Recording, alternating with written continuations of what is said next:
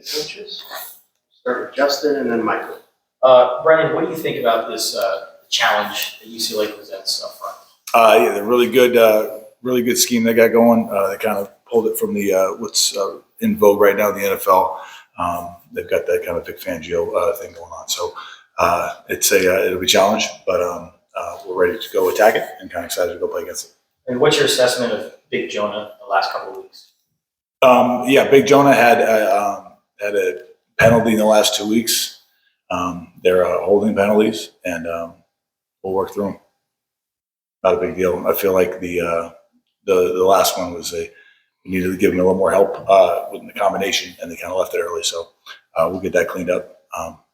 But he's a fantastic player for us, and we're excited to throw him back out there again. It seemed like he kind of struggled a little bit against Oregon State. What was it about their defensive line? What they were doing? Yeah, they're a talented group, really well coached, strong, tough, physical. They play a great brand of defense, and those guys are a good bunch of players. Michael and then David.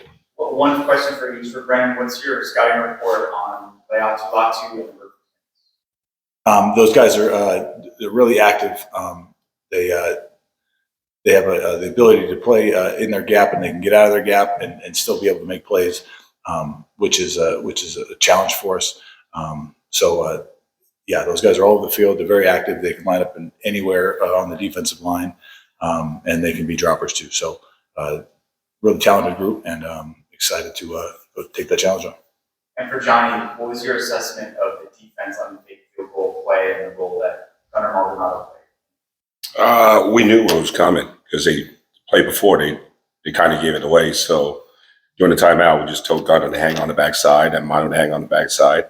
And when they did, he was the free hitter there. He was the safety, and he made a great play. Do you think if Gunnar hadn't gotten him, that Manu would have gotten him before you guys had goal line? Yeah, at least box the ball back into Manu. Manu was in pursuit of exactly where he needed to be. Yeah. David and then Damien. Two for Brennan. Brennan, just to kind of follow on Justin's question, in terms of Jonah and the spin move, that seemed to be the one thing he struggled with. How can he be better in that respect? Yeah, our philosophy has always been it will always be inside-out pass protection, and he went outside instead of inside. So, yeah, it's really just going back to basics and fundamentals. And in terms of Wendell Moe, what do you kind of like about what he's been able to do the last few weeks? Yeah, he's been really consistent. He has great practice habits, and and it showed up on the field. He's really, really consistent, one of our most consistent guys. And he plays with a physical edge, so it's great having him out there. Damien and then Justin. Johnny, seeing how this is going to be your last time personally facing UCLA as far as a member of the pack, can you recall back to your senior year at Washington State after you broke your jaw? Oh, whoa. Come back from that broken jaw. The first game back, you faced UCLA, and why that was so significant. Oh, man, I forgot all about it, to be honest with you. But, was going home and playing in front of my family. That was the thing that I remember the most. And anytime you play in the Rose Bowl, man, that's one of those places that you always remember. And it was a fun day, especially back in the 90s. There were some big guys you're going against. So, those are the things I remember. You made a point of saying, though, to the reporter that this was going to be your Apple Cup, the UCLA game. Well, because I'm from Long Beach, California, and I was going home to play in front of my family, so they don't get to see me play but once. So that was going to be my Apple Cup. Remember how you broke your jaw? Yep. Yeah. It was an ISO play, come right at him, and I boxed the ball back inside, but my head was up, take the helmet right in the chin, and played 3 plays later, and I didn't even notice until I took my mouthpiece. My jaw just went that way. I was like, whoa, this is not right. Justin and then Brian. So the last 2 games, Johnny, the opponent has scored, and then you guys have played lights out after that. What is the messaging after that point, and what stands out to you when you look at your defense after that? I think we gotta start fast, like what Coach was saying, and I think our guys got to get into the game right away. I think when the last 2 games, I don't remember Washington State coming in 12 personnel because of our dollar package, and 6 straight plays they were in 12 personnel. So we had to adjust. So after that, we adjusted, and obviously we played well after that. And then this game, there were so many personnel we had to prepare for, and so many different looks that we're going to get. And then once we settle down, our guys start to play fast. And what do you think Gunnar Maldonado has improved on most over the last few weeks? Everything. His football IQ is unbelievable. Solid tackler. He made 10 tackles for a safety.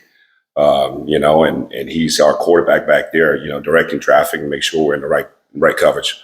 So I'm so happy to have him, and he's been outstanding for us all year. We'll go Brian and then Michael. Johnny, kind of in relation to some of what you were saying to Justin, is it a matter of going from what you've seen on film to suddenly seeing that they're doing something different, and that maybe that first drive for you on defense is based off of film? Yeah, exactly. And just trying to have a feel for what they're doing. Especially this week, there's a whole different world we're getting into. Obviously Chip's offense is, there's so many things to prepare for. But after a couple of series, then you have a better idea of what they're in, and we start settling down and play. Is it harder for a defense than an offense to be able to react to what is out there on the field at first? I think so, because when we played USC, Washington, and Washington State, those were kind of similar. And then you go to Oregon State, that was a different world. I'm glad we had the bye week to prepare for that. Now we're going into a different world with Chip, because Chip will throw everything at you. So, just the timeline that we have to prepare for a game, is to the offense advantage, I guess, because, they just run their plays. Us, we got to adjust to what we're going to see. Michael and then Matt. One question for each. Takari Davis has 3 pass breakups in that game Saturday night, but they all could have been interceptions conceivably. Do you consider those to be positive plays? No. Catch the ball. That's 3 picks. He could have been a National Player of the Week. Those are All-American status. Honestly, if you catch all those balls he's dropped, you don't have too many opportunities. We got to make those plays. And then for Brennan, how would you rate Noah in the area of escapability? Noah in the area of escapability. I think he's got a lot of pocket savvy. I think, we had a couple of situations, this is what you're referring to, we had a couple of situations where the pocket kind of collapsed on him. You got a 5-man rush and we got 5 blockers in there. Like it can happen every once in a while. But he's done a great job outside the pocket. I think he can do just about anything else. Matt and then David. Brennan, UCLA has had kind of an identity shift this year. They've become more of a defensive program, kind of with the personnel they've had. You going to tell Chip that? Well, Okay. the October you guys had, you faced a lot of teams where you somewhat prepared for a shootout. Is there a different mentality, game planning wise, where you have to scheme things differently based on a team that wants to play ball control like that, like UCLA and Utah? Yeah, there's an awareness of it. Just like this last game, we knew that we weren't going to get 12, 13 drives out of this game plan. And it's just making sure that you're making really smart decisions, during the week in terms of game planning, in terms of how many plays you're going to carry. There's no reason to carry 300 plays into a game like that. So, when you're going to get 60, 70 snaps at most. So it's an awareness thing for sure. Yeah, just got to be really smart. David and then Troy. Johnny, just to kind of follow on Mike's question in terms of Takari, if he had joked here a few weeks ago that he needed to get on the jugs machine, how often are your defensive backs doing that? Is that a daily thing when you have them on the jugs working on their ball skills? Yes, after practice, and then doing stretching. We're throwing balls at our guys every single day. You know what I mean? So, and then obviously that would be the main focus this week with Coach Richardson and, trying to catch some of those balls during practice and more ball drills, I guess. And then for Brennan, I guess the narrative throughout James' time here has been that there's times he needs to run the ball to make plays. It doesn't seem like there's that same narrative for Noah. How much does he need to be able to run as well? I think it's really as needed. It's the defense can dictate that a little bit depending on how many guys they're rushing, how many guys are dropping. It's really, on a case-by-case basis, game by game. When Noah can get out and scramble with the best of them, you saw it in his first game at Stanford, made a couple of great plays, scrambling through the ball and scrambling around the ball. So we're not worried about anything that he can do in the field for us. Troy and then Brian. Johnny, when you look at UCLA and their offense with Garbers, what has he brought to the table that's been different this season for them from the start of the year? They're very balanced. He's been in the system for 3 years now. He was there when I was there. Very smart kid. I think Chip is, every game he's gotten better. But not only his arm strength is pretty solid, but also he can beat you with his feet. So we got to do a great job containing. Make sure he's in the pocket and contain him this week. And Brennan, for UCLA's defense, I think they've allowed the fewest chunk plays this season in the Pac-12. What have they done to keep everybody in front of them? What do they do well? Yeah, they're going to play form of shell coverage where they're going to have 4 DBs across the back end and not give you a chance to get any of those layered routes in there. So and they're going to try to take away a bunch of things, and you just got to know how to attack it and how to scheme up. And you got to run the ball against it too. So hopefully we do good things. Last question, Brian. Brennan, what's the key for a running back in terms of pass blocking and knowing when to stay in for the blitz as opposed to leak out? Yeah. I mean, it's very specific on when he's supposed to stay in and not stay in.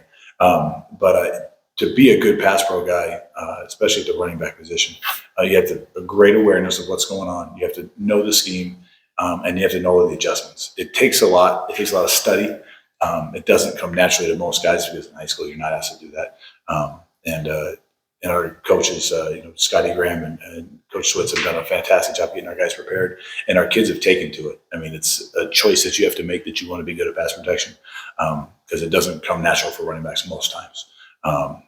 Jonah and Mike are fantastic at it, and DJ's made huge strides.